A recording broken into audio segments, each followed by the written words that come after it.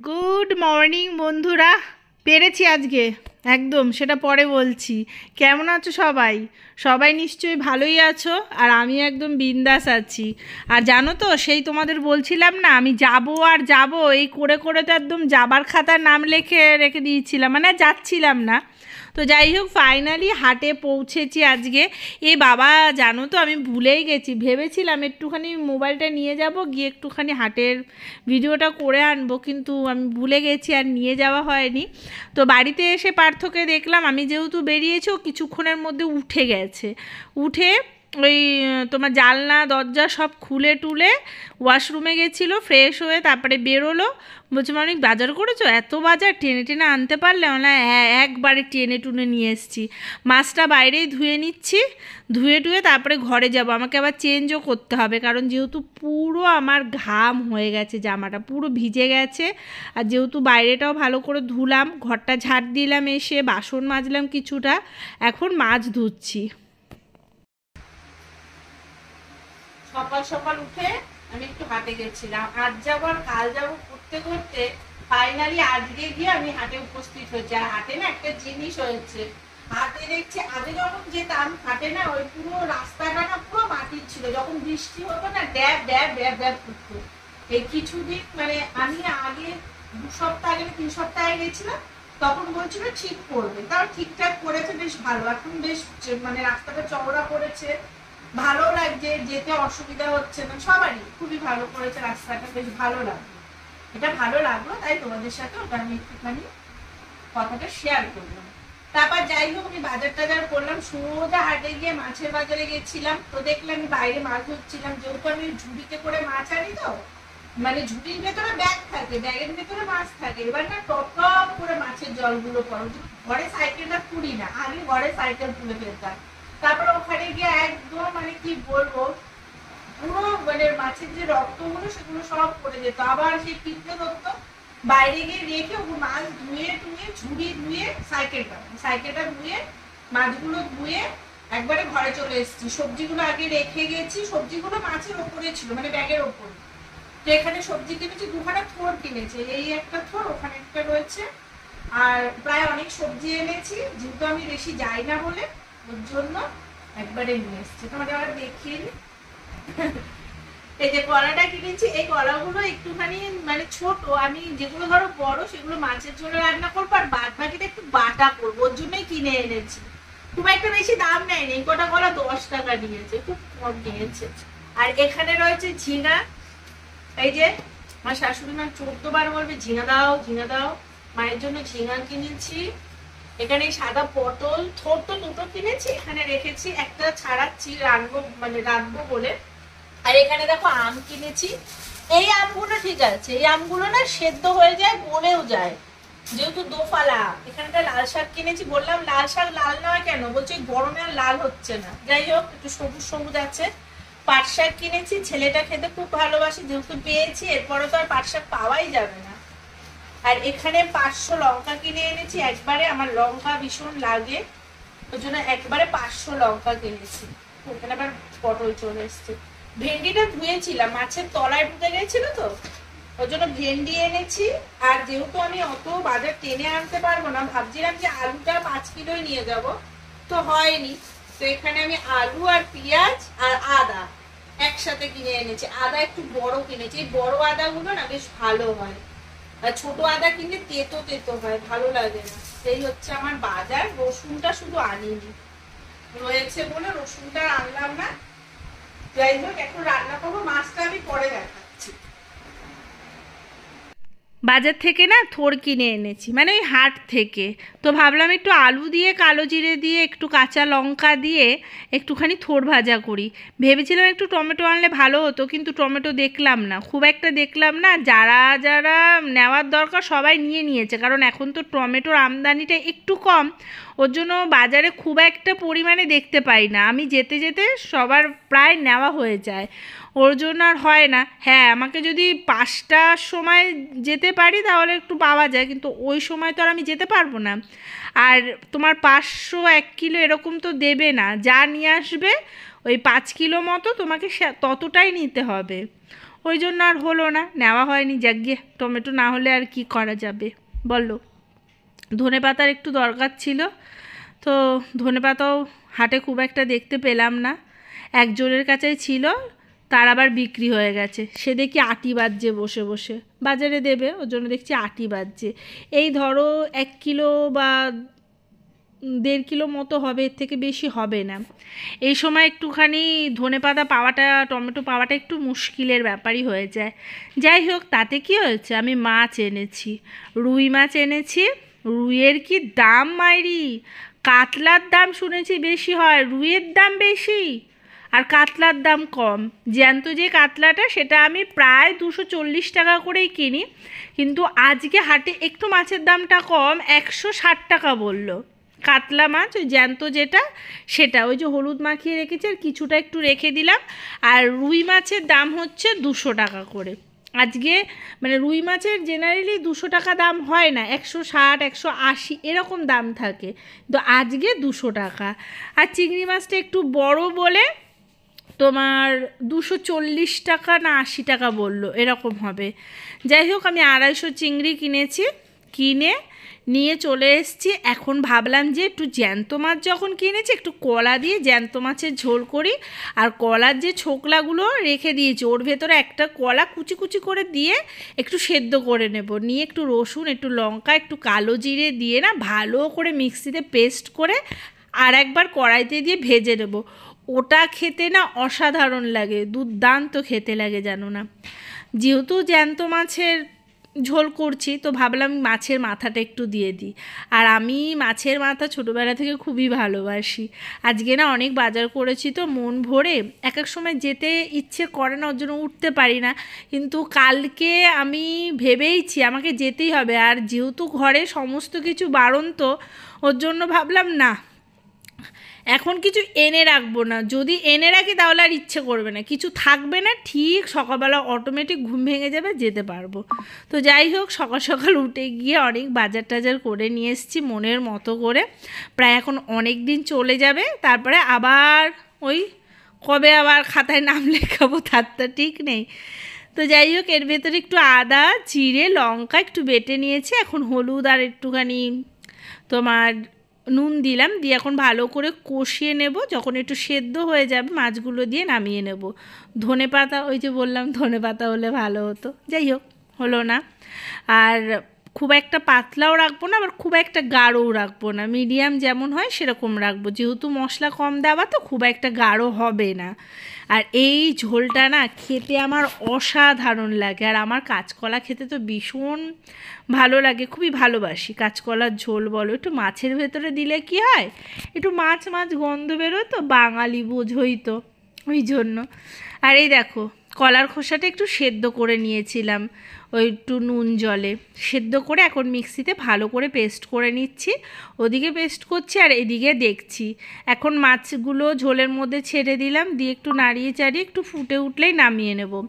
দুটো আলু একটু হাতার পিঠ দিয়ে একটু ঘেটে দিয়েছি, যাতে একটু ঝোলটা একটু গাঢ় গাঢ় হয়, যেহেতু আদা জিরে লঙ্কা বাটা তো খুব একটা মশলা তো পড়েনি তার মধ্যে। আর এই দেখো, এইভাবে কলার খোসার পেস্ট করে নিয়ে সত্যি বলছি খুব ভালো হয় খেতে। দেখবে সমস্ত কিছুর টেস্ট হয় খোসার ভেতরে। এই লকডাউনেই, যখন এই করোনা লকডাউন আসলো, এই সময় কিন্তু আমরা খোসার ব্যবহারটা বেশি করে জানতে পারলাম।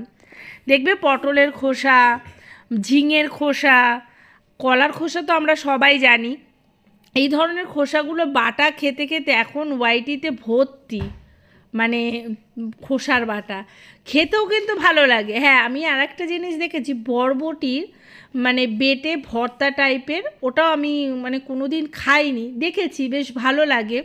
ভাবছি একদিন এনে না করব, কারণ এই হাটে যাই তো খুব বরবটি দেখি একদম কচি কচি, মানে কি বলবো, মানে সদ্য গাছ থেকে পেরে এনেছে এরকম মনে হয়। ওই কচি কচি বরবটির একটু ভর্তা হলে মনে হয় ভালো লাগবে, মানে যখন আমি দেখি না মোবাইলে খুব ভালো লাগে, কিন্তু কোনো দিন খাইনি জানো তো। তো একদিন করব ভাবছি। আর ঝিঙেটা তো জানি খারাপ না, পটলের খোসাও বাটা খেয়েছি, খুব একটা খারাপ লাগেনি আমার। কিন্তু পটলের খোসাটা তো খুব একটা মিহি হয় না, একটু আধটু দেখবে কেমন কেমন হয়, ছ্যাঁকড়া ছ্যাঁকড়া হয়। কিন্তু অন্যান্য বাটাগুলো খুব একটা ছ্যাঁকড়া হয় না, যেমন এই কলার খোসাটা একদম দেখবে একদম ভাতের সাথে মাখলে মিশে যায়, কিন্তু ওই পটলের ভর্তাটা একটুখানি লাগে, যেহেতু শুধু খোসা, ওর ভেতরে একটু পটল দিলে তাহলে মাখো মাখো হয়। সবই খাওয়া যায়, কোনো কিছুই ফেলানি যায় না। মানুষ তো আবার ঘাসও খেয়ে ফেলেছিল সেই মাখা কাকুর কাছে, মনে পড়ে গেল। এখন সব গুছিয়ে নিচ্ছি।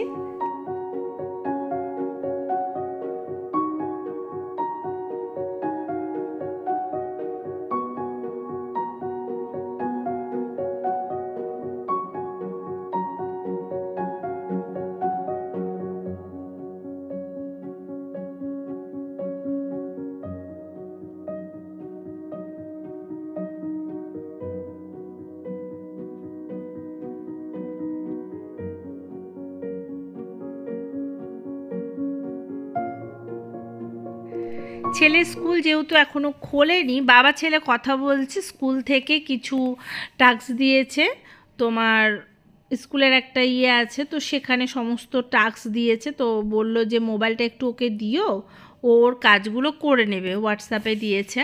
তো আমি বললাম ঠিক আছে, একটু কাজ করে নিই। আমার একটা মোবাইল হলে বড্ড প্রবলেম হয় জানো তো। হ্যাঁ, ল্যাপটপেও পাওয়া যায়। তো আমি বলেছি বাবু মানে দাঁতন টাতন করে খাওয়া দাওয়া করে একবারে বসে পড়, ল্যাপটপে দেখে পটাপট টুকে তারপরে করে নে। আজকে যে অঙ্ক দিয়েছে, আর মনে হয় বাংলা না ইংলিশ যাই হোক দিয়েছে, অঙ্কটা আমি করে নিতে বললাম, কারণ হচ্ছে বিকেলে ওর অঙ্ক পড়া আছে। তো অঙ্কটা যদি করে নিতে পারে, কোথায় ভুল হয়েছে বা কোথায় ঠিক হয়েছে সেটা মানে স্যার ওকে চেক করে বলে দিতে পারবে। তাই আমি ওকে একটুখানি বলে দিলাম, বললাম তাড়াতাড়ি খা। তার মধ্যে মা মোবাইলটা একটু দেবে, মা একটুখানি মোবাইলটা দাও, আমি একটুখানি দেখে না তোমাকে দিয়ে দেবো, আমার তাড়াতাড়ি খাওয়া হয়ে যাবে। কিন্তু ও আদৌ তাড়াতাড়ি খায় না, মোবাইল দিলে আরও দেরি হয়, মোবাইল না দিলে বরঞ্চ তাড়াতাড়ি খেয়ে নেয়। আমি তো দেবো না, আমি বলে দিয়েছি না ভাই হবে না, আমার এখন কাজ আছে, অনেক কাজ করতে হবে, তাড়াহুড়ো করছি, কারণ আমাকে আবার বেরোতেও হবে, বুঝেছো, ওই 11টার মধ্যে বেরোতে হবে, ওর জন্য খুব তাড়াহুড়ো করছে। আর আজকে যেহেতু বৃহস্পতিবার, আজকে বৃহস্পতিবারের ভিডিও তোমরা আজকে বৃহস্পতিবারই পাচ্ছ, কারণ আমি কালকে ভিডিও করতে পারিনি ওর জন্য। তো যাই হোক, আমার আবার পুজো টুজো আছে। সকালবেলা যখন হাট থেকে আসছিলাম, সামনেই ফুলের দোকান বসেছিল, তো সেখান থেকে আমার যা যা লাগে সমস্ত কিছু এনেছি, মালা, তারপরে আমের শলা, কলা, পান, আমার 2টো পান লাগে, পান নিয়েছি, সমস্ত কিছু ফুল টুল নিয়েছি। আর আমার গাছেও অনেক ফুল ফুটেছে, কিন্তু যতই হোক বৃহস্পতিবারের দিন আমার মনে হয় বাইরে থেকে একটু ফুল মালা এগুলো কিনে আনলে বেটার হয়। কারণ কি বলো তো, আমের শলাটা আমি কার বাড়ি যেতে যাব, দরকার নেই তো, তার থেকে কিনে আনাই ভালো। ওর জন্য কিনে এনেছি, কলাও কিনে এনেছি। আর আসার সময় মুদির দোকানটা খোলা দেখতে পেয়ে 2টো লাড্ডুও নিয়ে এসেছি। ভেবেছিলাম একটু মিষ্টি আনবো, কিন্তু মিষ্টির দোকানটা খোলা ছিল না। অন্যান্য দিন আমি খোলা দেখি, আজকে হয়তো একটু লেটেই খুলবে, হয়তো হবে। তো যাই হোক, আমি এর জন্য লাড্ডু কিনে এনেছি, লাড্ডু দিয়ে পুজো দেব। যেহেতু গণেশ আছে, গণেশ খুব ভালোবাসে, আর যেহেতু রাধাকৃষ্ণ আছে, ওনারাও লাড্ডু খেতে ভালোবাসে। তো যাই হোক, আর এখানে দুব্ব বেছে নিচ্ছি, এই দুব্বটাও তুলতে আমাকে যেতে হবে, সময়ের ব্যাপার আছে তো বলো। ওর জন্য ভাই কিনে নিয়ে আসি, ওখান থেকে বেছে বেছে ঠাকুরকে দিয়ে দিই। কারণ দুব্ব দেখো আমার ঘট পাততে লাগবে, গণেশকে দেব। আর এই যে এখন আবার একটুখানি চিহ্নটা আঁকবো। অনেকে জানো বলে যে আমি না মোবাইল যখন ঘাঁটি না, বলে কি বুধবারে পুজো করলে ভালো হয়। মানে আমি এটা জানি না, তোমরা যদি জানো অবশ্যই বলো। আমি একটুখানি জানি যে বৃহস্পতিবারের দিনই কিন্তু ঘরটা বসাতে হয়, বুধবারে আবার কি পুজো হয় ঠাকুরের আমি জানি না। এটা আমি অনেক সময় মোবাইলে দেখি, চলে আসে। তো যাই হোক, ছোটোবেলা থেকে মাকে দেখেছি যে বৃহস্পতিবারে পুজো দিতে, বিয়ের পরে দেখলাম শাশুড়ি মাকেও বৃহস্পতিবারে পুজো দিতে। আর আমার এই বৃহস্পতিবার পুজো দিতে না আমার খুব ভালো লাগে, বিশ্বাস করো আমার খুব ভালো লাগে। মানে যাই হোক, ঘরে একটা শান্তি একটা থাকে। তারপরে দেখো সুখ সমৃদ্ধি শান্তি, এটা কে না চায়, আমরা তো সবাই চাই। তো ওর জন্য তো লক্ষ্মীর আরাধনা করতেই হবে। যখন আমরা বইটা পড়ি না, পাঁচালিটা, ওই পাঁচালির মধ্যে কিন্তু অনেক কিছু লেখা থাকে, আমি তো পড়ি। তো ওর জন্য বললাম, আমি অনেকে দুপুরবেলায় পড়ে, আমি কিন্তু দুপুরবেলায় বই একদমই পড়ি না, আমি সন্ধ্যাতেই বই পড়ি, সন্ধ্যাতে বই পড়াই ভালো। আর দুব্বো নিয়ে নিই হাতে 3টে, পড়া হয়ে গেলে সেই দুব্বোটা আবার বইয়ের মধ্যে রেখে দিই। তো যাই হোক, সুখ সমৃদ্ধি তো সবাই চাই, আমিও চাই, শান্তিও চাই, সবই চাই। তো যাই হোক, লক্ষ্মীর আরাধনা প্রত্যেকের বাড়িতেই হয়, আমার মনে হয় এটা প্রত্যেক গৃহবধূদের করাটা উচিত।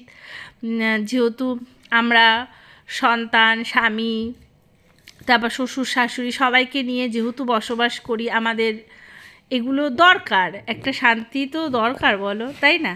তো আমার বৃহস্পতিবারে পুজো দিতে খুব ভালো লাগে, আর আমার তো এমনিও পুজো দিতে আমি ভীষণ ভালোবাসি। আর এই যে খুব সুন্দর করে সাজিয়ে গুছিয়ে নিলাম। আগের দিন একটা চেলি কিনে এনেছিলাম, আমার ওই রাধা কৃষ্ণের মাথায় একবার অনেকটা বড়, তো রাধা কৃষ্ণের, তারপরে তোমার লক্ষ্মী গণেশের, পুরো যতগুলো ঠাকুর আছে না সবার মাথায় চেলিটা খুব সুন্দর করে হয়েছে। আর একটা চেলি কিনে আনবো, ওই তোমার বাইরে তুলসী মঞ্চে, তুলসীর ওখানটায় মানে তুলসীকে পরিয়ে দেব। তো যাই হোক, তোমরাও তোমাদের ঘরে সুখ সমৃদ্ধি যদি আনতে চাও, তাহলে তোমরাও কিন্তু এইভাবে পুজো অর্চনা করো। আশা করি ভগবান নিরাশ কাউকে করে না, ভগবান কিন্তু তুমি যতটা দেবে তোমাকেও কিন্তু ততটা দেবে। আমিও এটা পেয়েছি গো, একদম যে পাইনি এই মিথ্যে কথাটা আমি বলতে পারবো না। আমি গোপালের ভীষণ ভক্ত, আর রাধাকৃষ্ণেরও ভীষণ ভক্ত, আর মা লক্ষ্মীর আমি পুজো করি, আমার ভালো লাগে, ভীষণ ভালো লাগে, খুব ভালো লাগে, ওর জন্য আমি করি। তো আমি রাধাকৃষ্ণের ভীষণ ভক্ত। তো আমি কোনো বিপদে যখনই পড়েছি বা কিছু সুখ শান্তিতেও যেমন ডেকেছি, বিপদেও তেমন ডেকেছি, ওর জন্য বললাম তোমরাও শান্তিতে পুজো করো, শান্তি আনার জন্য। আমার